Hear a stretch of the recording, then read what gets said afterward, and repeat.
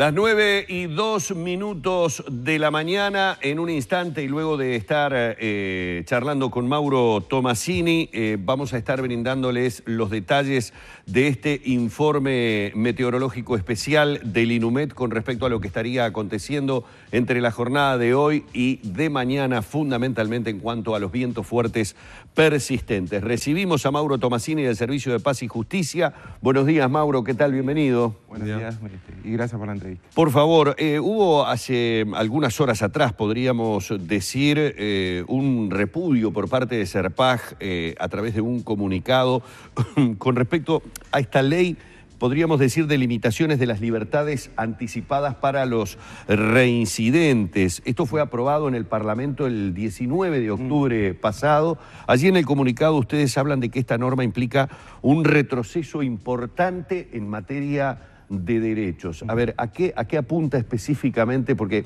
digamos, esta ley es votada o aprobada en el marco supuestamente de una serie de normas que son tendientes a mejorar el tema de la seguridad. De alguna manera, lo que aparece en el comunicado de Serpaj puede ser un tanto sorpresivo, digo porque supuestamente la intención de la norma es para mejorar la seguridad ciudadana.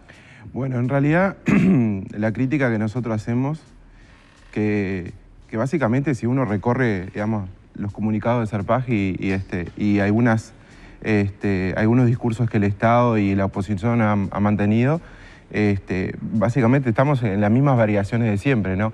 ¿Por qué nosotros nos oponemos? Porque en realidad este tipo de norma o este tipo, digamos, de cuestión legislativa o similares a esta han sido las normas que nos han llevado también a este punto. O sea, una de las cosas que siempre es recurrente dentro de la discusión pública es la década del 90. Donde en la década del 90 las respuestas solo tenían que ver o solo se habían focalizado con relación a la seguridad con la seguridad física. O sea, lo único que nos interesaba en el sentido de seguridad era la seguridad física y por eso el delito. A partir de la década del 90 empieza una inflación penal, del cual hoy, como consecuencia, es el sistema carcelario que tenemos. Desde el 95 a esta parte. Empieza, tal vez podemos recorrerlo, podemos encontrar otros hechos en la década del 80, pero en el 95 se aprueba la ley de seguridad. En el 95 hay un cambio legislativo que endurece las penas. Endurece, después en el 2000, después en el 2002. En el 2002 tenemos la mayor cantidad de presos que ingresa al sistema penal, al sistema carcelario, y así podemos seguir. Hay un endurecimiento de las penas y que produce también este sistema carcelario, esta sensación de inseguridad. Porque una cosa es el delito y otra es el miedo al delito. Entonces, esta norma va en ese sentido. Digamos, desde el punto de vista de lo que nosotros llamamos de enfoque de derechos, es regresiva en esos términos. ¿Por qué? Porque planteamos siempre lo mismo, que la cárcel, que es la única medida que aparentemente se dispone como solución para los conflictos, no es la que soluciona los conflictos. O por lo menos eso es lo que nos está mostrando. O sea, nosotros no decimos absolutamente nada nuevo. Lo único que mencionamos y ponemos en tensión es que justamente lo que a veces se dice en la retórica que la década del 90 dejó es lo que eso se utiliza para después seguir desarrollando políticas exactamente igual. Entonces, hay que abrir ahí un paréntesis y además me parece que cuando se habla de seguridad, lo menos que se habla es de la seguridad. Y ese es un problema. Ese es un problema. ¿A qué te referís con eso? Porque... Y bueno, primero, no se puede construir una política pública en función del dolor. El dolor de las víctimas es muy entendible, es muy genuino y hay que dar una respuesta adecuada, pero no se puede construir una política pública en función de eso. Porque si no, ahí justamente entramos en un agujero negro que no termina más. Y esto termina solamente, digamos, si seguimos en esta diatriba de aprobaciones, termina la pena de muerte. Esa es la totalidad. La pena de muerte es la totalidad. Después de eso no hay nada más, no hay pena, no hay otra pena. Claro, porque que para el legislador, para el político o para los operadores del sistema que llegaron a la conclusión de este proyecto de limitar las libertades anticipadas para determinado tipo de privado de libertad, había o llevaba una lógica atrás, por ejemplo, de que 6 de cada 10 reclusos vuelven a reincidir, salen y vuelven a cometer delito. Entonces, allí había, entre otros elementos, había una lógica. Sí. A ver, claro, seguro, me dirás. El tema es que cuando están adentro tienen que ser reformados, porque si no... Claro, nada lo que sirve. pasa es que en realidad eso ha sido recontraestudiado. Hay cosas que se discuten acá de forma casi precaria que ya han sido estudiadas en infinidad digamos, de tiempos y de producciones. Hay una famosa frase de Garland que dice: la cárcel subsiste gracias a su fracaso, no su éxito. Si la cárcel no sirve, necesitamos más cárcel. Si la cárcel es buena, necesitamos la cárcel. O sea, esa es la lógica. Entonces, si la persona que reincidió, y además uno de los delitos es la rapiña, que la rapiña es el delito epocal. Más de 20.000 este año va a cerrar con más de 20.000 rapiñas. Y además que uno también, y digamos, los actores políticos, los actores del sistema de justicia tendrían que aplicar qué es la rapiña. Porque eso es lo otro. Nosotros tenemos una visión de la rapiña que viene con un arma, me asaltan y me matan. La rapiña es robo con violencia sintetizado muy rápidamente. Es intercambio también. Empieza en intercambio. Intercambio puede ser rapiña. Entonces, o sea, hay unas variantes de rapiña que la ciudadanía no conoce, pero tiene la visión única, ¿no?, de que la rapiña es esto, ¿no? Recientemente también salieron determinados datos con respecto a homicidios y solamente en un 6% los homicidios son ocurridos cuando hay un delito contra la propiedad. O sea que la mayoría de los homicidios siguen siendo entre personas que se conocen. Sí.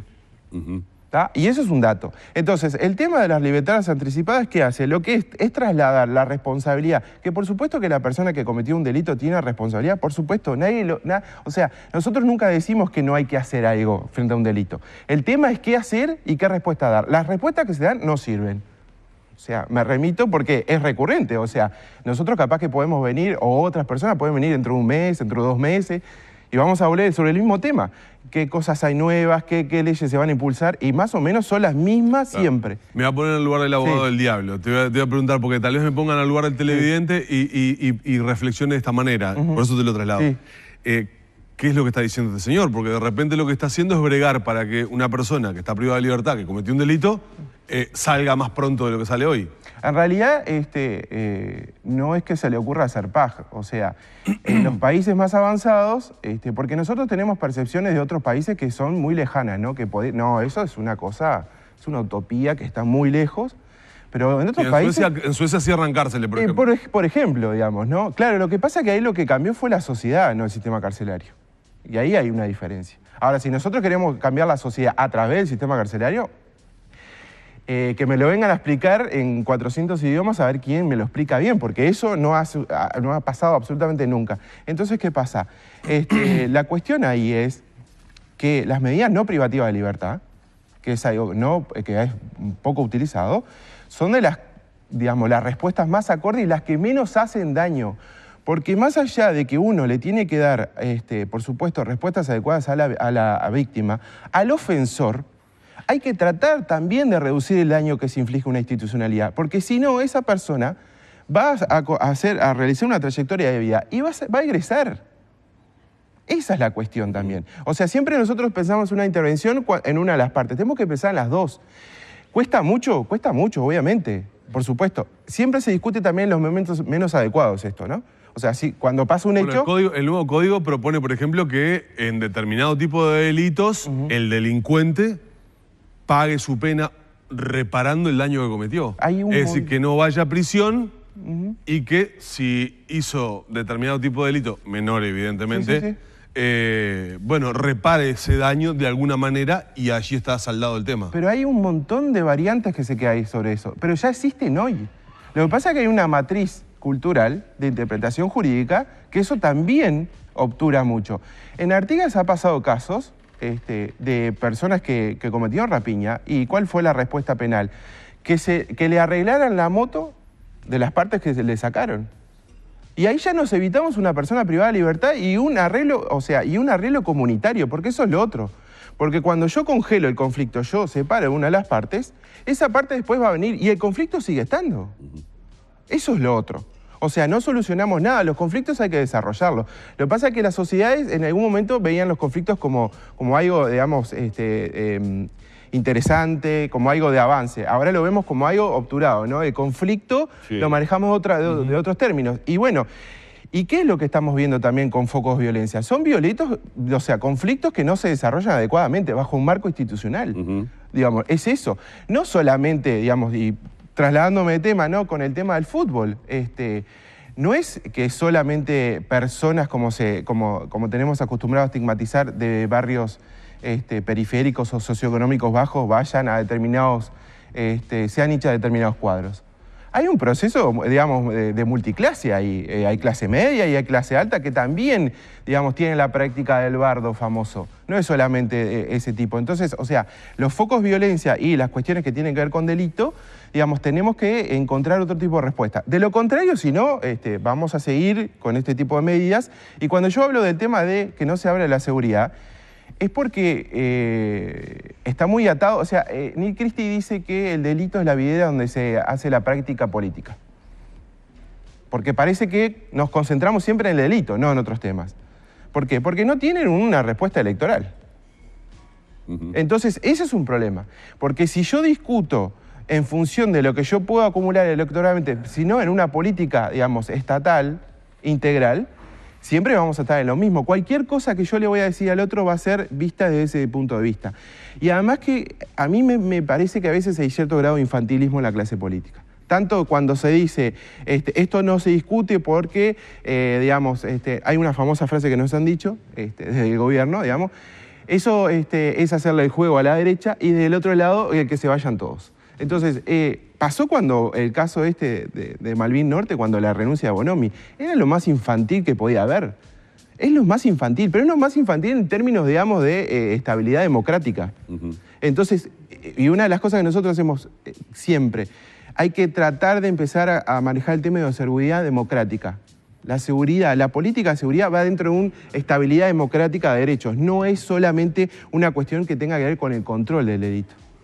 Bien, ha quedado más que clara la posición en este caso de Serpaj. Queríamos un poco profundizar justamente sobre lo que había sido en su momento el comunicado, básicamente por el tema de las libertades anticipadas para reincidentes y ese recorte de los derechos que de alguna manera han quedado más que claros con lo que nos ha dicho Mauro Tomasini, a quien una vez más le queremos agradecer estar aquí en la mañana de Arriba Gente.